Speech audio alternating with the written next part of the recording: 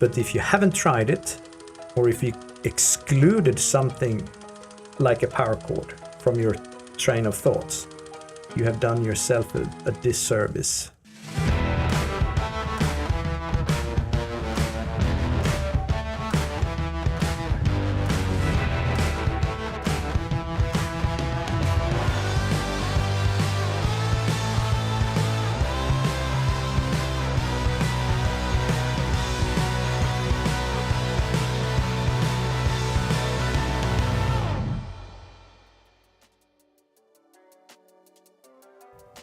Welcome to Stereonet.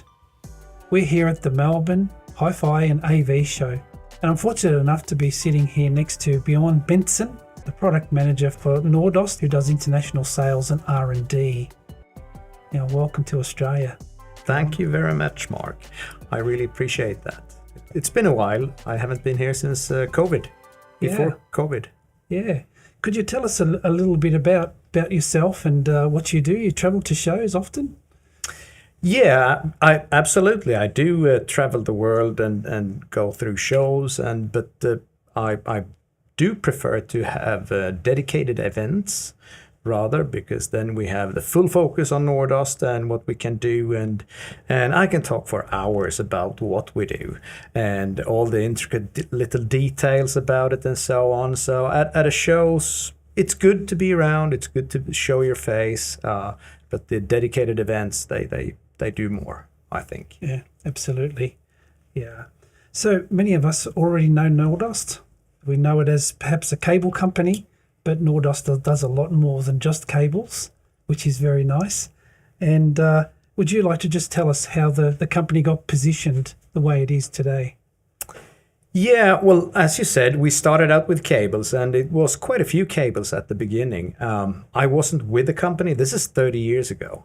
The company started, was founded in the US, and hence the name Nordost. It's a bit of a funny story that I like to tell. Please. Yeah, if you look at the logo of Nordost, you will see a compass pointing northeasterly, and the word Nordost means the same in all the Scandinavian languages, and German and Dutch, I think, and it means northeast. So that's the meaning of Nordost, and it is a permanent reminder of that it points to where the products are made, in the northeast corner of America, in Massachusetts, just outside of Boston.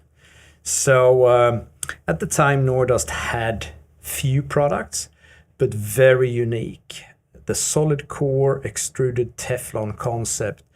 I believe we were first in the market to do that in the audio industry, and we have developed from that, but kept the very core through all the products we do from that 30-year ago breakthrough kind of thing. So and during that, we have positioned ourselves in various areas, because we have been good at looking into all the different things that are needed, whether it's a digital interconnect, an analog interconnect, a speaker cable, a power cord. They all need very different attention and different solutions and so on. And we have been really good at that, and implementing our core technologies into all of these domains. So I think we have started from a very good point, and then expanded out there and kept our core values. Yeah, very good. Yeah. Very good, yeah. So do you see that there's any particular differentiation between what audiophiles expect and what other people expect between countries and continents, one place to another? Not really, in the sense, a good sound is good sound. There's a universal thing there, whether you listen to Chinese pop music or classical music or opera or whatever. Good reproduction, which is basically what we do. The choice of what is good music is on the other end. It's the beholder that defines that. But the good reproduction that we strive to do, and which we think is our mission, seems to be universal for whatever type of music or what you listen to. The main differences to me would be we have different in tastes of how things should look, and I see very, very big differences in how a dedicated audiophile room look. If I'm in the US, if I'm in Europe, whether it's if I'm in Asia, those are big differences. But fortunately, we don't have to change the look of our products in order to fit in. Yeah, very good. So, as you said, it's a 30-year-old company, started back in 1992. Yeah. Since then, has the philosophy for Nordost changed or taken a different direction at any point? No, not different direction, I wouldn't say. We have developed, we have spread out, and from the core business with solid core and extruded Teflon, we quite soon came into the usage of mainly air as the insulation. But from there we have sort of developed, that is the main and core technology that we still use in pretty much every single construction. We have expanded and we have added. We have become lately really good with understanding mechanical properties and what the mechanical properties actually do to affect the electrical signal. Mm-hmm. And in our pursuit of maintaining, keeping signal integrity, we think we are getting better and better at really understanding what is going on, and thus preventing noise in the cable industry or in the cable world. I'd say that noise is the enemy, and in all formats, and understanding what causes noise, where noise is derived from. With that, maybe we can prevent noise from happening, because that would be even better than trying to reduce it or take it away. So those understandings, I think we have become much better at and have a great understanding in.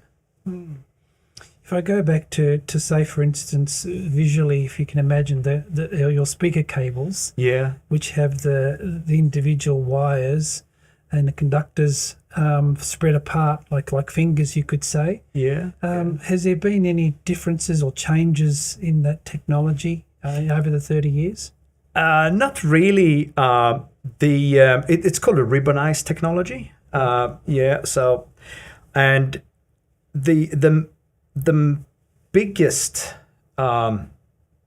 reason for that would be that when we're dealing with speaker cables or the signal transfer from an amplifier to a speaker, it's a pretty high current DC. So we would need to have quite a bit of material there, metal. We need to have metal.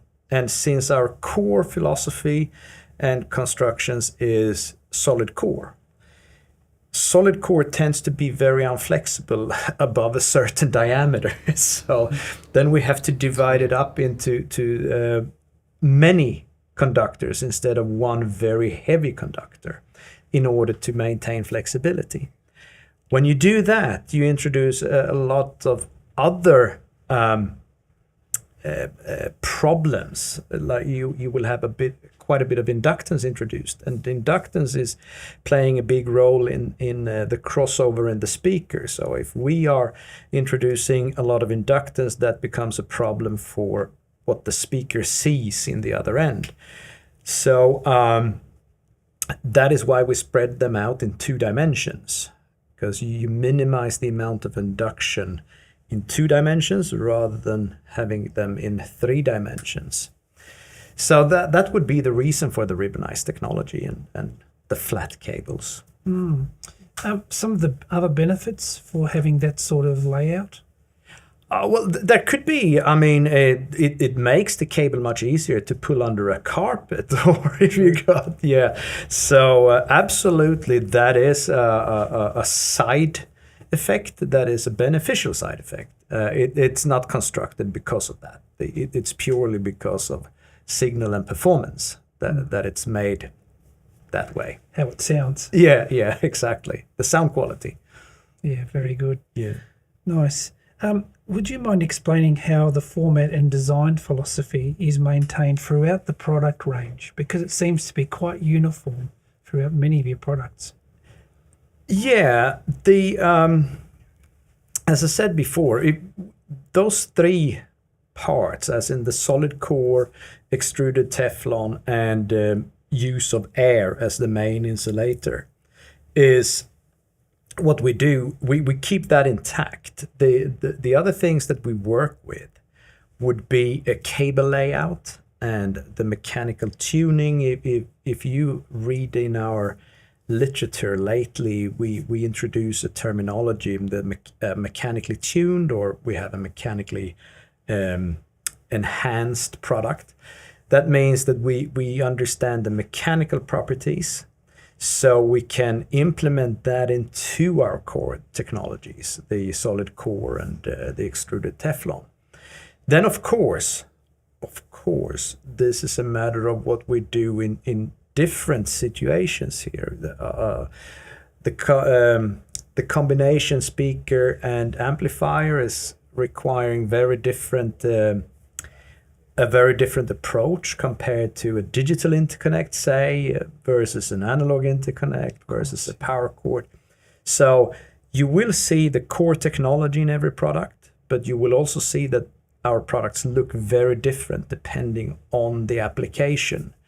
So it is using the same concept or the same basics, and then implementing that into what is needed for that application. So as you go up in the range and you spend more money Yeah. to get better sound, Yeah. what are the differences in the construction that you're actually buying as you go up the range? Yeah. I could compress that or condense that to a part where I could say that the more you invest in Nordost, the less you hear from us. But nice. Yeah. That's a bit of our philosophy. We want to be taken out, or what the cable contributes with should be taken out of the picture. And some of the approaches to reach this contains tolerances, improving tolerances. Even such a thing as an easy thing to cut a length of a cable, you can do that very precise, or you can do it less precise. The more precise you do that, the more expensive it's going to be, because you need to take time. It's the measurement and so on, the quality control. And that was just cutting a length of a cable. If we take that further and look into the cable geometry, the way the cables are laid out, how they interact, how the conductors interact with each other, that needs to be taken into consideration, and it needs to be understood, and we need to be very, very precise with how we do that. And that would be a very big portion of what is being seen in the price tag. The tolerances, the very, very precise manufacturing that we are capable of doing. And that means that a meter of a Nordost cable is produced much, much slower than a meter of anything regular or generic that is coming out of from somewhere. Yeah. Yeah. No worries. And it sounds so good as well. Thank so you. What else would you say makes Nordost unique? Well, unique in the cable industry in that respect, as I said before, our driving force would be to take ourselves out of the picture, to a degree. Of course, we want to maintain signal integrity. I guess that would be a key sentence. How to transport an electrical signal from A to B without affecting its origin. That is something that we constantly work with. And we don't believe in filters. So you will never see a Nordost product with boxes or external filtering devices. We believe that when it comes to speakers, the speaker manufacturers are the guy to produce a crossover or a filtering tech. Same thing with electronics manufacturers. They all do and they must have filtering technologies within their power supplies. That's why if you look at our power products, they don't contain filters, because filters they do take away. That's what they do. And by taking away noise, you also reduce dynamics. That is our findings. We find it really hard to pursue our core value with the filter. I tend to agree with you there. Yeah, thank you. What advice would you give to somebody who perhaps bought their first hi-fi system? Until now, they haven't really thought about their cables. So where do they go? What's their first move? When it comes to cables, the first thing would be to think about power. Most people tend to overlook that and not pay enough attention to the power scenario. A power cable can cause so much more than you would expect to begin with. And added to that, I would say that you should trust your hearings, because coming from the cable industry, we are often being accused of snake oil, voodoo, black magic, and so on and so forth. And really, trust your ears, try it out, and if it doesn't make a difference, we don't have mandatory buying. So if you don't like a product, worst case scenario is that you have to return it. But if you haven't tried it, or if you excluded something like a power cord from your train of thoughts, you have done yourself a disservice. That is, I can guarantee that you are going to be very happy with a couple of really good power cords. In my experience, that's very true. Yeah.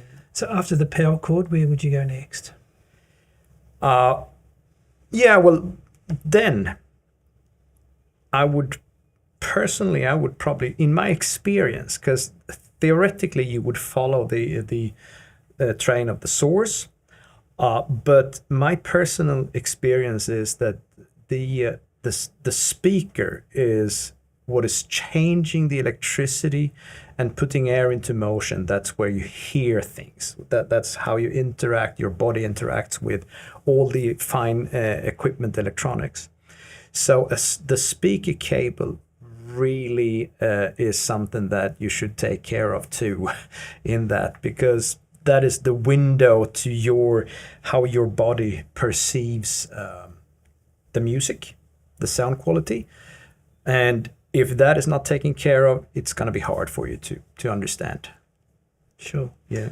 After that, I imagine interconnects and things, components. Yeah, absolutely. And interconnects are dealing with always they're dealing with a much lower voltage, lower current.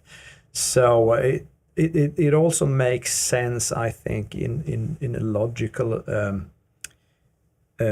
positioning here to get the both ends. If I get the power correctly, I get the electronics to work optimally. Yes. Optimally, yeah, and you get the speaker to do the same thing, which is allowing you to understand all the bits and pieces in between better than if you start in the middle and work your way outwards. Good advice, thank you. So obviously, Nordost does a lot more than just cables. Would you like to talk about a few of the other programs that you have in various departments? Yeah, we do. We have for quite some time as a natural addition to the power cords. We do have our QRT range of you say power boards here, distribution blocks. Yeah. Yes. So, and where we can actually, I was mentioning before, it's a good idea to get rid of noise before it happens, because then you don't have to get rid of it because it hasn't happened. So with our distribution blocks, we have passive ways of preventing noise from happening, which means that we don't have to filter it away in the other end, and we have a much better, quieter, noiseless presentation, but without the lack of dynamics. So we have put a lot of effort into that part of our portfolio. Lately, our latest product in a different domain would be our QNet, an audiophile switch. And I like to put the emphasis on audiophile because it is an audiophile switch made by audiophiles for audiophiles. It really has nothing to do with what you typically see in the computer industry. The biggest data stream is the best bidder kind of thing. And so we're looking into what makes a good audiophile switch. And again, noise is the enemy. We have been able to reduce so much noise and prevent the buildup of noise, or the noise to being introduced into the signal from the outside, and also from having noise from the inside a switch to get into the signal. So it's a quite advanced product using non-off-the-shelf solutions. As you would see in a normal audiophile switch, you would see connectors side by side. And if you open that up, you would see pretty much an off-the-shelf solution. Our switch is round. It has a form factor that is round, and it's round for a reason. We can keep a very large distance between the connectors without putting them side by side and create a very long product. But we fit in 5 ports in a very nice form factor there. Everything is made in-house. We have our own pick-and-place machine. So the complete construction is a Nordost construction. There is nothing off the shelf in that. We even have gone to the extent of using linear power supplies for the DC domain for the internal voltages. So we got 6 internal linear power supplies, meaning that because this is put in a 1 billet aluminium box or enclosure, so we protect a lot of we protect it from external interference, but also anything that is happening inside and that is being noisy will be kept inside. So therefore we have taken extraordinary measures to make sure that the internal is noise free, no addition or no interruptions to treating the signal there. So I personally think that's a very, very interesting experience to have in your streaming system. For the first time, I am using Qobuz the way it's intended to. I actually just sit back, choose my music, and listen to it. Before that, I was kind of going into, yeah, that's a good music. Now I need to download the high-res version and work with it from there. But a good switch is key element. Indeed, sure is. Yeah. Well, thank you for explaining that. Yeah, it's very nice. Oh, thanks. So, is there a specific tweak or an upgrade that you think gives the biggest return that we can suggest to our viewers when it comes to perhaps an accessory or a cable? Yeah. Well, the best. I would say go online to nordost.com and you go to our download section and you find a piece of work that is called the foundation theory.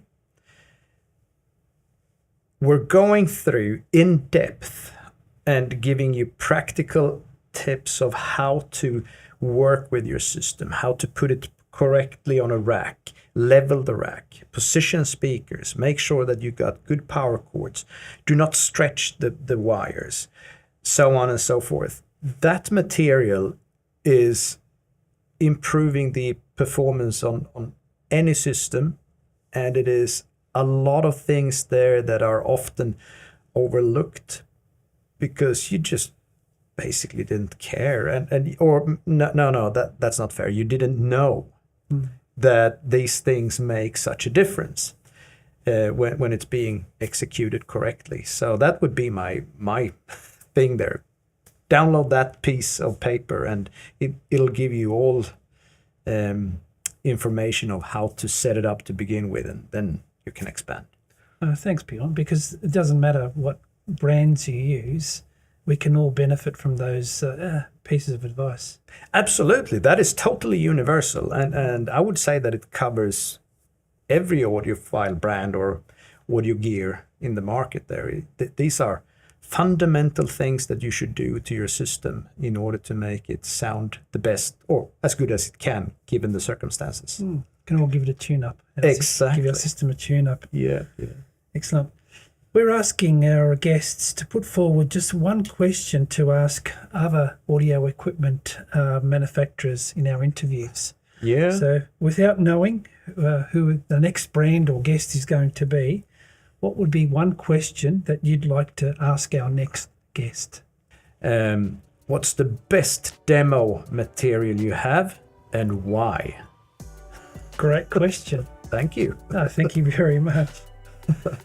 So, as you probably mentioned already, if our viewers want some more information about Nordost, where would they go? Yeah, nordost.com. Simple as that. Thank you. Bjorn, thank you very much. And we really appreciate your time here at the show. Thank you very much, Mark. My pleasure.